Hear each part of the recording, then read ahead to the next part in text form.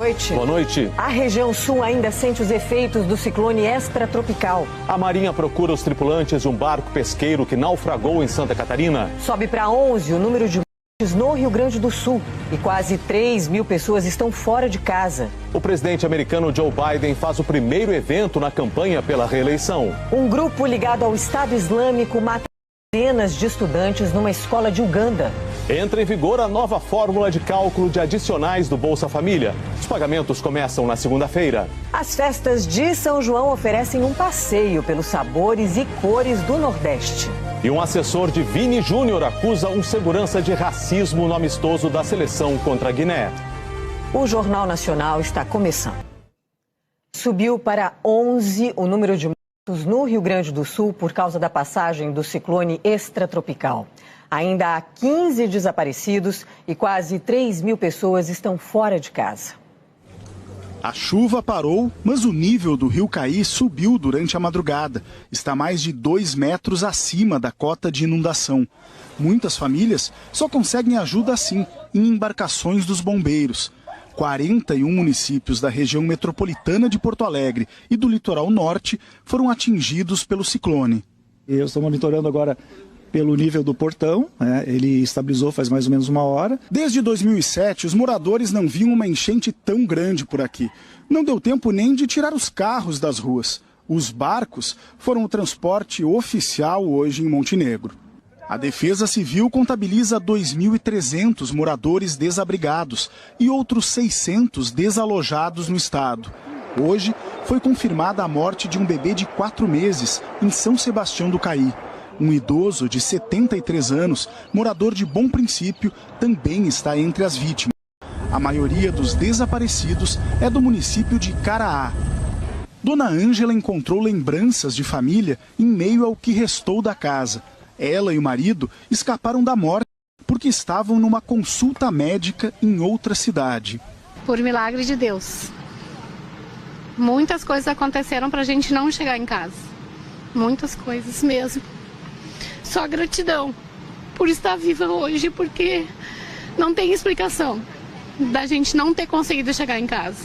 O pesadelo que estamos vivendo, a gente vai precisar muito da ajuda do governo federal, do governo, do estado, e sabemos que a comunidade, a região, vai nos ajudar a construir novamente. O governador Eduardo Leite e os ministros do Desenvolvimento Regional e da Secretaria de Comunicação Social da Presidência da República sobrevoaram as áreas atingidas e prometeram ajuda. A determinação do presidente Lula para dar apoio integral ao governo do estado do Rio Grande do Sul e a todos os municípios atingidos. Plano de ajuda humanitária, plano de restabelecimento e de reconstrução daquilo que foi destruído através de desastres. Agora é o momento da gente olhar para as pessoas, né? Agora é o momento da gente proteger as pessoas que foram afetadas, dar acolhimento, assistência, atenção para cada uma delas, resgatar aquelas pessoas que precisam de resgate ainda, né? Localizar os desaparecidos, dar assistência às pessoas. E em seguida a gente vai trabalhar aí fortemente na reconstrução dessas cidades. Nos ginásios e abrigos, muita solidariedade. Neles, voluntários recebem os donativos para quem vai recomeçar a vida. A gente perdeu algumas coisas, estamos tristes, mas fé em Deus, que a gente vai conquistar tudo de novo. Já em Santa Catarina, a Marinha faz buscas pelos 8 tripulantes de um barco pesqueiro que naufragou ontem à noite. Estas imagens são do barco desaparecido. Foram confirmadas pela família de um dos pescadores. O barco, usado na pesca de atum, partiu de Itajaí com 8 tripulantes para pescar no litoral de Santa Catarina. Segundo a Marinha, o naufrágio aconteceu no início da noite de ontem, a cerca de 40 quilômetros da costa, na altura da cidade de Garopaba, litoral sul. O Corpo de Bombeiros diz que o último contato da embarcação com outro barco foi a 160 quilômetros ao norte de Florianópolis. A Marinha diz que as buscas começaram já por volta da meia-noite e seguiram durante todo o sábado com auxílio da Força Aérea. Nos últimos dias, o sul do Brasil enfrentou chuvas e ventos fortes por causa da passagem de um ciclone extratropical. Um alerta emitido pela Defesa Civil de Santa Catarina ontem, no fim da manhã, indicava mar muito agitado, com ondas que poderiam chegar a 4 metros. justamente na área de navegação do barco pesqueiro. O impacto do ciclone extratropical a gente previu, foi dado alerta dentro do mar, nessas condições de ciclone, onde eleva o nível do mar, a força das ondas, o risco passa a ser maior. A Capitania dos Portos de Santa Catarina vai instaurar inquérito para apurar as causas e os possíveis responsáveis pelo naufrágio. Dilcilene está à espera de notícias do irmão. Muito aflita porque é uma sensação horrível. Só quem já passou, quem passa, sente, sabe que é muito difícil.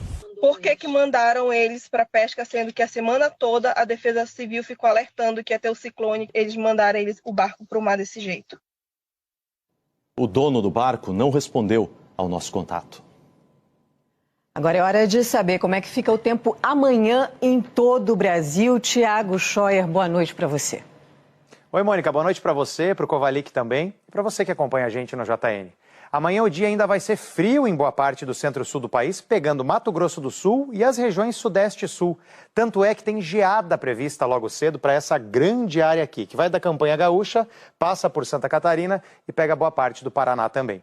O dia começa bem gelado nessas cidades. Campos do Jordão em São Paulo, Palmital no Paraná, Fraiburgo em Santa Catarina e Formigueiro no Rio Grande do Sul. Temperaturas de manhã entre 1 e 4 graus. Nas capitais, o dia também vai começar bem frio. 7 graus em Porto Alegre, 10 em Floripa, 5 em Curitiba, 14 em BH e 9 em Campo Grande. E atenção para Cuiabá, que vai ter a maior amplitude térmica do país amanhã. Começa o dia com 13 graus, temperatura vai subindo, chega aos 31 à tarde, ou seja, 18 graus de diferença. Esse frio pela manhã e o aquecimento à tarde é porque a massa de ar polar que veio atrás da frente fria, continua estacionada no Rio Grande do Sul, ainda mandando esse ar gelado e seco pelo país. E, aliás, esse ar gelado impede a formação de nuvens, por isso está tudo no amarelo. Tempo firme do Rio Grande do Sul até Goiás, também em Mato Grosso, pegando o Acre, parte do Amazonas, invadindo o interior do Nordeste. São Paulo, que hoje registrou a manhã mais fria do ano com 9,3 graus, amanhã vai ter apenas 10 graus pela manhã. Campo Grande amanhece com 9, Rio com 16. No Rio tem uma chuva passageira. Já no centro-norte do país, a atenção para a chuva forte, em forma de temporais, fica entre o leste do Rio Grande do Norte e também litoral norte de Pernambuco. João Pessoa e Natal ainda vão ter muita chuva amanhã. As duas capitais com 40 milímetros. Já nessas outras capitais aqui, também tem chuva amanhã, mas é mais fraca e passageira. Teresina, Fortaleza, Macapá e Manaus. Outono acabando, inverno começa na próxima quarta-feira no Brasil. E aqui a gente traz os destaques do início da próxima semana. Promete ser, chuva no Rio Grande do Sul, ter chuva, umidade do ar caindo no centro-oeste e no sudeste e temperatura voltando a subir no centro-sul do país. Bom domingo para você e para vocês também, Kovalik e Mônica. Obrigada, Scheuer, para você também. Bom domingo. Um ataque a uma escola em Uganda deixou 41 pessoas, entre elas 38 estudantes. A polícia local responsabilizou as forças democráticas aliadas pelas mortes e por incendiar o colégio. O grupo surgiu no fim da década de 1990 e recentemente jurou lealdade ao Estado Islâmico. Os terroristas foram para o Parque Nacional de Virunga, que fica no país vizinho, República Democrática do Congo. E uma missão de paz liderada por presidentes de países africanos desembarcou hoje na Rússia. Eles chegaram a São Petersburgo com a ambição de convencer o presidente Vladimir Putin a retomar as negociações de paz com a Ucrânia. Na delegação africana estão, por exemplo, os presidentes do Senegal e da África do Sul. Putin disse que a Rússia está pronta para considerar qualquer proposta africana, que é o governo da Ucrânia que não quer conversar. Ontem a missão de paz visitou Kiev e apresentou, depois de uma reunião com o presidente ucraniano Volodymyr Zelensky, 10 propostas. Por exemplo, novos encontros diplomáticos entre Rússia e Ucrânia, a diminuição dos ataques militares e uma garantia maior de que as exportações não vão parar de novo. Mas Zelensky rejeitou uma negociação com a Rússia. Ele disse que permitir qualquer conversa com os russos agora, com territórios ocupados pelo inimigo, significaria congelar a guerra, a dor e o sofrimento. Putin confirmou ontem que o primeiro lote de armas nucleares de curto alcance já está na vizinha Belarus. É a primeira vez desde o fim da União Soviética que a Rússia instala esse tipo de arma fora do território do país. O presidente russo enfatizou que as armas só seriam usadas se o Estado russo fosse ameaçado. O governo dos Estados Unidos afirma que não há indicação de que a Rússia planeje usar armas nucleares para atacar a Ucrânia. Enquanto isso, oficiais ucranianos dizem que estão fazendo progressos graduais para expulsar forças russas de áreas do sul do país. A contraofensiva da Ucrânia começou no último dia 4. Na próxima semana aqui em Londres, vai ter uma conferência internacional com a presença do rei Charles III para falar sobre a reconstrução de áreas destruídas na Ucrânia. A guerra segue sem qualquer perspectiva de terminar. Pelo contrário, vem ganhando sinais de escalada de tensão. E ainda tem a tragédia dentro da tragédia. A explosão da barragem de Kakhovka, no sul da Ucrânia, é um drama que vai demorar a passar. A água baixou e revelou corpos. A causa ainda não foi estabelecida. Ucrânia e Rússia seguem se acusando. Autoridades locais da região de Kherson dizem que 25 pessoas morreram por causa das inundações. O escritório de direitos humanos Global Rights Compliance diz que é altamente provável que o rompimento da barragem tenha sido causado por explosivos plantados pelos russos. Os serviços de emergência estão indo de casa em casa para ver o estrago. E o rei Charles III participou hoje em Londres de seu primeiro desfile oficial de aniversário como soberano, uma tradição que tem mais de 260 anos. A cavalo, o rei Charles saiu do Palácio de Buckingham para inspecionar cerca de 1.400 soldados. Depois, os membros da família real se reuniram na sacada do palácio para assistir à exibição de aviões militares.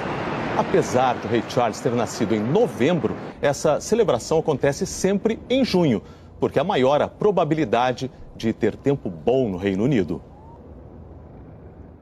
A seguir, os detalhes das acusações contra Donald Trump. E o presidente Joe Biden faz o primeiro evento da campanha de reeleição. O site do jornal Folha de São Paulo publicou hoje uma nova pesquisa Datafolha com a avaliação do governo Lula. A margem de erro é de 2 pontos percentuais, para mais ou para menos. Em março, 38% dos entrevistados consideravam o governo Lula ótimo ou bom. Agora, 37%. Os que consideravam o governo Lula regular eram 30%. Agora 33%. Ruim ou péssimo eram 29%, agora 27%. E 3% não sabiam nas duas pesquisas. O Datafolha também comparou os primeiros 5 meses do atual governo Lula com o início de gestões anteriores. Em março de 1993, 24% consideravam o período dos primeiros 5 meses do governo Itamar Franco como ótimo ou bom. Regular, 51%. Ruim ou péssimo, 18%. Não sabiam, 8%. Em junho de 1995, 40% avaliavam como ótimo ou bom o período dos 5 primeiros meses de Fernando Henrique Cardoso. Regular, 40%. Ruim ou péssimo, 17%. Não sabiam, 3%. Em junho de 1999, 16% avaliavam como ótimo ou bom o período dos 5 primeiros meses do segundo mandato de FHC. 38% regular. Ruim ou péssimo, 44%. Não sabiam, 3%. Em junho de 2003, 42% davam ótimo ou bom para os primeiros 5 meses do governo Lula. Regular, 43%. Ruim ou péssimo, 11%. Não sabiam, 4%. Junho de 2011, 49% davam ótimo ou bom para os 5 primeiros meses do governo Dilma. Regular, 38%. Ruim ou péssimo, 10%. Não sabiam, 3%. Em 2015, 10% consideravam o primeiro semestre do segundo mandato de Dilma ótimo ou bom. Regular, 24%. Ruim ou péssimo, 65%. Não sabia, 1%. Dezembro de 2016, 10% davam ótimo ou bom para os primeiros 7 meses do mandato de Michel Temer. 34% regular. 51% ruim ou péssimo. Não sabiam, 5%. Julho de 2019, 33% avaliavam como ótimo ou bom o primeiro semestre do governo Bolsonaro. 31% regular. 33% ruim ou péssimo. Não sabiam, 2%. Agora, 37% dão ótimo ou bom para os 5 primeiros meses do governo Lula. 33% regular. 27% ruim ou péssimo. Não sabem, 3%. O Datafolha entrevistou 2.010 pessoas acima de 16 anos em 112 municípios, de segunda a quarta-feira. O presidente dos Estados Unidos, Joe Biden, fez hoje o primeiro grande evento da campanha de reeleição. A campanha de Joe Biden começou em casa. Folks, it feels good to be home. No estado onde ele nasceu, a Pensilvânia, para um auditório de sindicalistas. Se essa plateia não aparecer no trabalho amanhã, o país inteiro entra em colapso, disse Biden.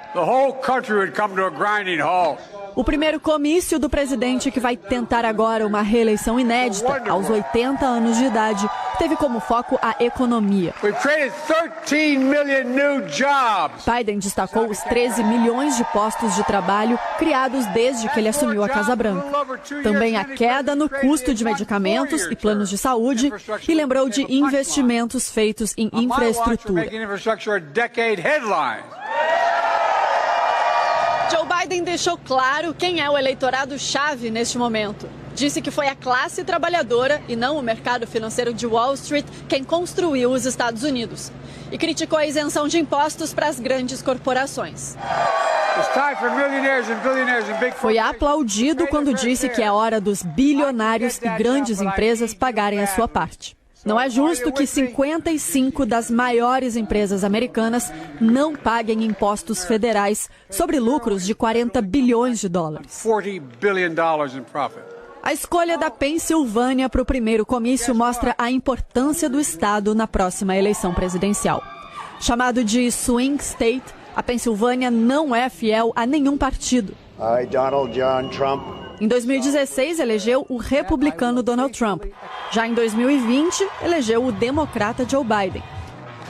Mas não é só isso. Biden é declaradamente supersticioso. Ele espera que começar a disputa pelo estado, que garantiu a vitória dele 3 anos atrás, possa trazer sorte na próxima eleição. O ex-presidente americano Donald Trump é o principal pré-candidato do Partido Republicano para disputar a eleição com Joe Biden. Esta semana, Trump foi acusado formalmente de 7 crimes federais e tem procurado reduzir as acusações a uma questão puramente política. No mesmo dia em que virou réu pela segunda vez ao comparecer a uma corte federal de Miami, Donald Trump seguiu para o clube de golfe dele em Nova Jersey. Lá ele falou para centenas de convidados. Disse que as acusações movidas pela Justiça Federal por levar documentos secretos para casa não passam de uma perseguição política.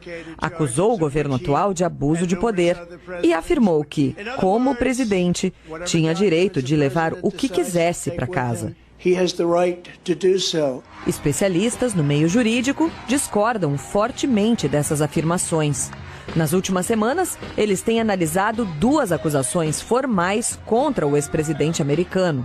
Uma sobre os papéis secretos. A outra, em Nova York, por fraudar registros financeiros durante a eleição presidencial de 2016.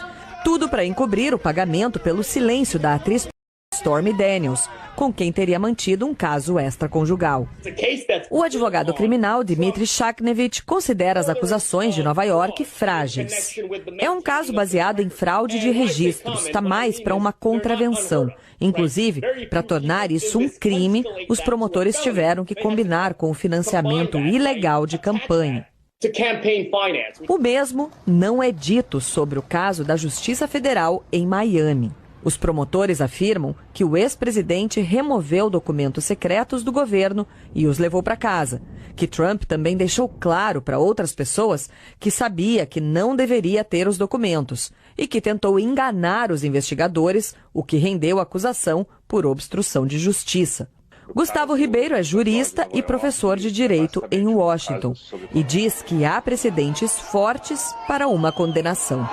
Existe um caso bastante recente de um membro do exército americano, com uma patente bastante superior, que foi condenado, salvo engano, a 3 anos de prisão por uma conduta possivelmente menos grave que a de Trump, e ainda sem o agravante de obstrução de justiça. O grande problema de Trump aqui não é apenas a suposta posse ilegal de documentos de segurança nacional, mas sim a posterior repetitiva obstrução de justiça ao tentar manter, enganar e mentir para o governo americano. O jurista afirma que a acusação dos promotores é sólida.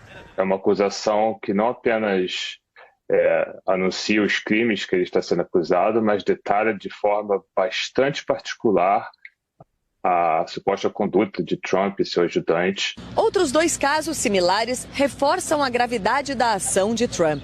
Em abril, um ex-integrante das Forças Especiais dos Estados Unidos foi condenado a mais de 7 anos de prisão por ter levado para casa relatórios secretos ao se aposentar. Em 2018, um funcionário da Agência de Segurança Nacional pegou 5 anos e meio pelo mesmo motivo.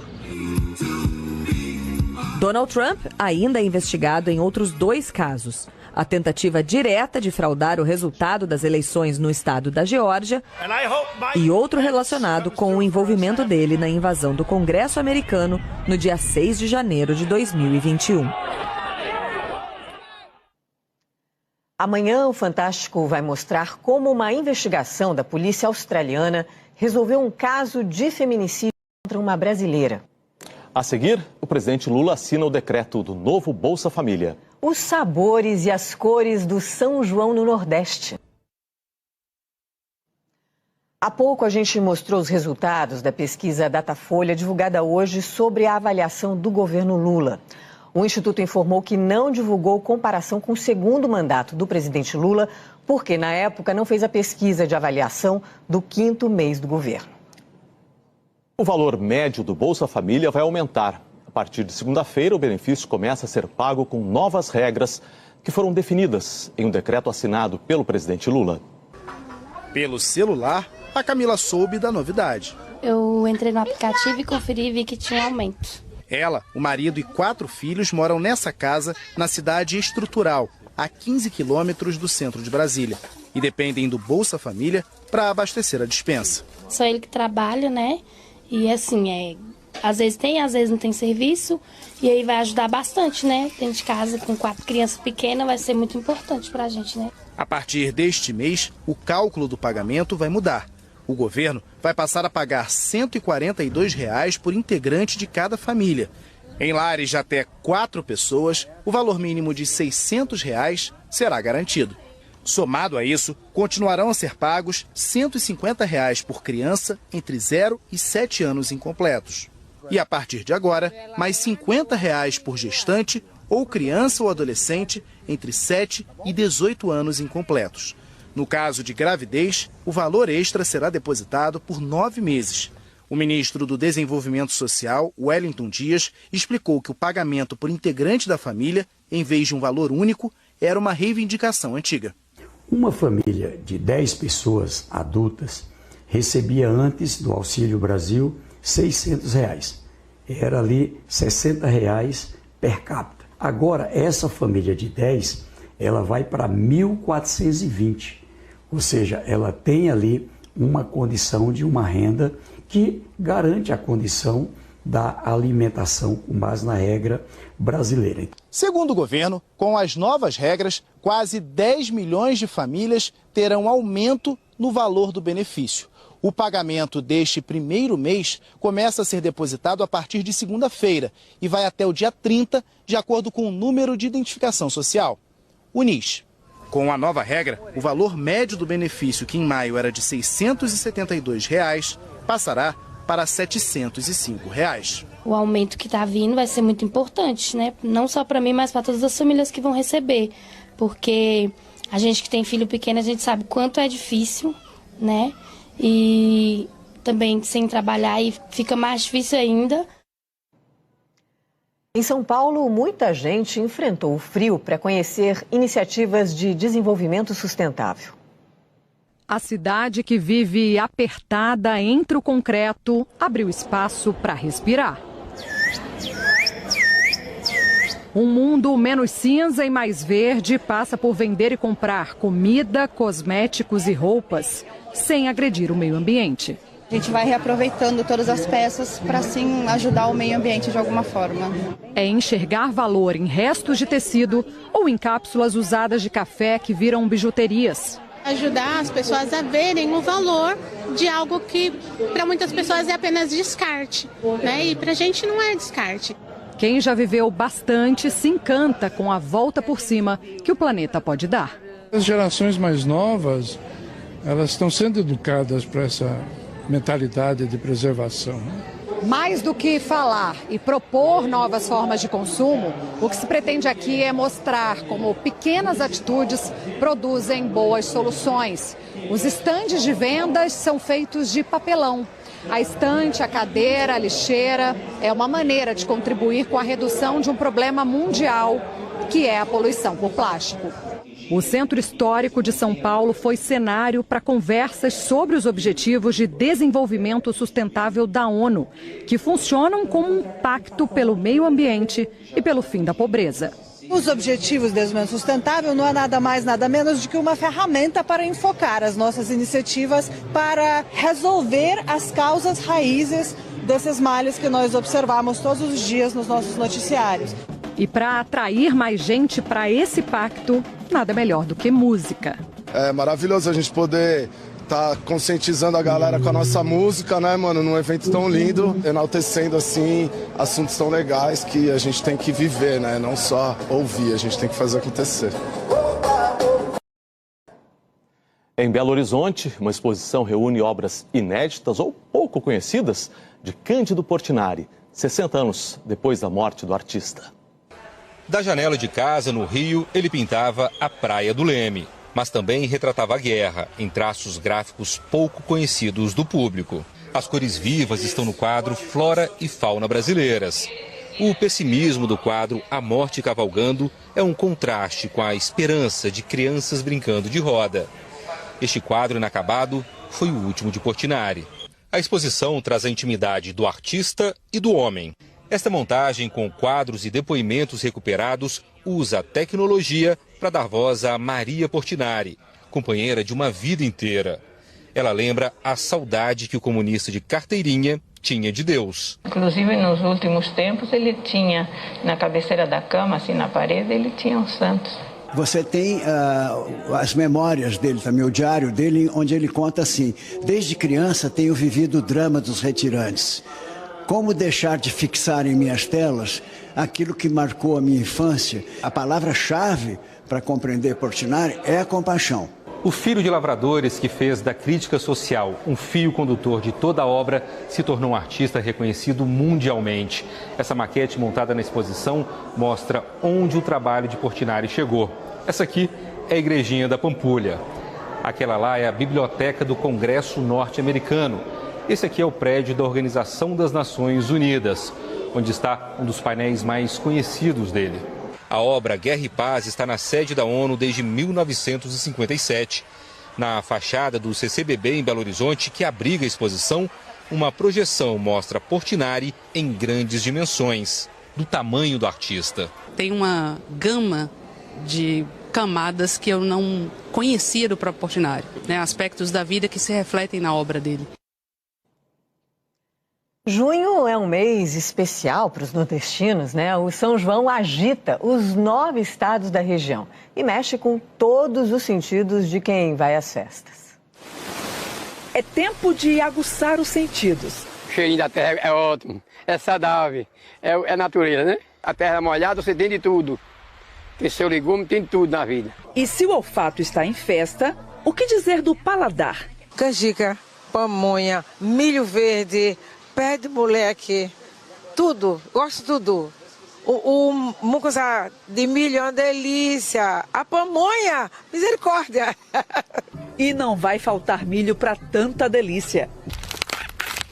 A natureza foi generosa este ano. O milharal tá bonito. Só em Sergipe, a produção foi 19% maior que a do ano passado. Vai ser o São João da mesa farta. A gente espera o ano todinho, essa época de junho, né? E esse ano parece que tá melhor, cada dia tá melhor ainda, né? O toque dos tamancos do grupo folclórico Samba de Coco dá ritmo às ruas do interior. Num cortejo que enche os olhos e orgulha os moradores. O nosso São João Distância, é o melhor de Sergipe, não tem outro igual. Tem que se entregar, né? Bater o pé, cantar, gritar, tudo isso. Nos arraiais, o tato é uma explosão de energia. Alcança até quem não ouve. Rafael, professor de Libras, é surdo e tá ali, envolvido e ritmado. Com a ajuda de um intérprete, conversamos com Rafael. O mês de junho é muito importante. É o melhor mês do ano. Os surdos precisam ser iguais. Eles sentem. É um espetáculo. As quadrilhas envolvem com a beleza sincronizada que paralisa a plateia. Desperta uma energia boa, né? A gente sai daqui mais feliz. Nessa época, aqui no Nordeste, o colorido está mais vibrante. E não é exagero dizer que justamente por isso a visão é o sentido mais estimulado nas festas juninas. As cores estão por toda parte, especialmente no céu. As cidades se transformam em grandes arraiais. Ficam pequenas para tanta gente animada e disposta a aproveitar todos os sentidos que o São João desperta. Toda essa harmonia, toda essa alegria, essa energia, essa troca, né, de energia, isso é maravilhoso.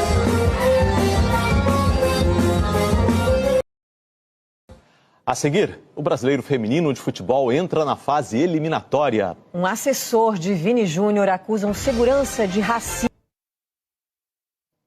Hoje, a seleção feminina de vôlei venceu a Alemanha pela Liga das Nações e amanhã já tem outro jogo contra os Estados Unidos, sempre sob o comando do experiente José Roberto Guimarães. Desde 2003, ele é o porto seguro da seleção feminina de vôlei. Eu não chamo nem de trabalho, essa missão como um sonho de criança que eu tinha, que era representar o meu país. José Roberto Guimarães, o único tricampeão olímpico do Brasil. É a vida que me deu de presente essa possibilidade de estar correndo, de estar fazendo, e essa chama é muito grande ainda, né? Se eu pudesse entrar na quadra e jogar, com certeza eu estaria jogando. A entrega é tanta que mesmo sem jogar, o Zé se machuca. A tipóia no braço foi resultado do esbarrão com Rosa Maria, durante a vitória contra a Sérvia na última quinta-feira. Acabou deslocando o ombro, mas está tudo bem. É o que eu falo, melhor que tenha sido comigo do que com alguma delas, né? E elas brilharam em quadra hoje à tarde. O Brasil superou a Alemanha por 3-1. Terceira vitória em 3 jogos na etapa de Brasília da Liga das Nações. O primeiro título no campeonato é uma das metas de um treinador que já ganhou quase tudo. 20 anos de uma história vencedora. E os muitos fãs de José Roberto Guimarães podem ficar tranquilos, porque ele ainda não pensa em deixar a seleção. Enquanto eu tiver essa força e elas estarem me ajudando, vamos embora. Amanhã, o desafio é contra os Estados Unidos. As americanas são as atuais campeãs olímpicas. Venceram as brasileiras na final em Tóquio. E à beira da quadra, no comando do Brasil, um Zé Roberto assumidamente renovado. Eu acho que eu fiquei mais light, eu fiquei mais compreensivo e acho que me tornei um técnico melhor. Muito, muito mais tranquilo. E a gente brinca com ele que depois que ele se tornou avô, aí não tem jeito. Os netinhos estão por perto, ele fica mais carinhoso, fica mais tranquilo, não tem jeito. Amanhã o Brasil enfrenta os Estados Unidos às 10 da manhã. E você assiste a esse jogo no Esporte Espetacular, que também tem outras atrações. As quartas de final do Brasileiro Feminino começam amanhã com transmissão da Globo. Um campeonato que tem sido dominado pelas equipes paulistas. Qual é o segredo por trás de 3 títulos seguidos de Brasileirão? Eu acredito que seja, com certeza, o departamento do futebol feminino, como acredita, o quanto trabalha em prol de fazer não só o Corinthians chegar a títulos, mas também querer ser referências para tantas outras meninas que também sonham em ser jogadora de futebol. Na segunda-feira, o Corinthians enfrenta o Cruzeiro. O time mineiro é uma das 3 equipes das quartas de final que não são de São Paulo e que buscam romper uma hegemonia do estado na competição. Desde o início do Brasileiro Feminino em 2013, as equipes paulistas conquistaram impressionantes 9 títulos em 10 anos. Quando eu era novinha, decidi vir para São Paulo jogar futebol com 15 anos, porque já tinha essa diferença, né? E hoje o futebol paulista está colhendo esses frutos com grandes clubes. São Paulo e Palmeiras se enfrentam aqui no Bruno José Daniel, em Santo André, no clássico estadual das quartas de final. Entre os 5 paulistas que chegaram a essa fase, eles são os 2 únicos que ainda não conquistaram um título de brasileiro feminino. Amanhã, às 4 da tarde, acontece o primeiro desafio para ver quem segue nessa disputa. A gente cresceu muito durante a competição e vamos chegar bem sim para esse clássico para buscar as 2 vitórias. Eu acho que quem quer ser campeão, quem quer estar lá em cima, não pode ficar escolhendo adversário. Então a gente vai encarar esse clássico como uma final. No mesmo horário do clássico, o Internacional, atual vice-campeão, enfrenta a Ferroviária, enquanto o Santos pega o Flamengo, único time de fora de São Paulo que já levantou a taça. Flamengo, campeão brasileiro no feminino em 2016. Errar o menos possível, focar, concentrar em não errar o que a gente errou em partidas que a gente foi derrotado. Estamos trabalhando bem na semana, estamos bem concentrados. E jogando em casa, que é o mais importante, fazer o resultado que jogando em casa. Na Espanha, o Brasil venceu a Guiné em um amistoso marcado por diversas demonstrações antirracistas e de apoio ao jogador Vinícius Júnior. Mas antes do jogo, o que se viu foi mais um caso lamentável de racismo. Felipe Silveira, de 27 anos, esse de camisa preta, vive em Madrid. É amigo de infância do Vini Júnior e trabalha com ele desde 2019. Ele estava entrando no estádio quando esse funcionário de luva azul, segundo Felipe, tirou uma banana do bolso da calça, apontou para ele e disse a seguinte frase em espanhol: "Levanta os braços, essa é a minha pistola." Felipe e outras 3 pessoas que o acompanhavam se revoltaram e exigiram a presença da polícia. Flagramos a banana no bolso do funcionário, que não teve o nome divulgado. O funcionário também tentou impedir a gravação de imagens. O caso está sendo investigado pela polícia e acompanhado de perto pela Confederação Brasileira de Futebol.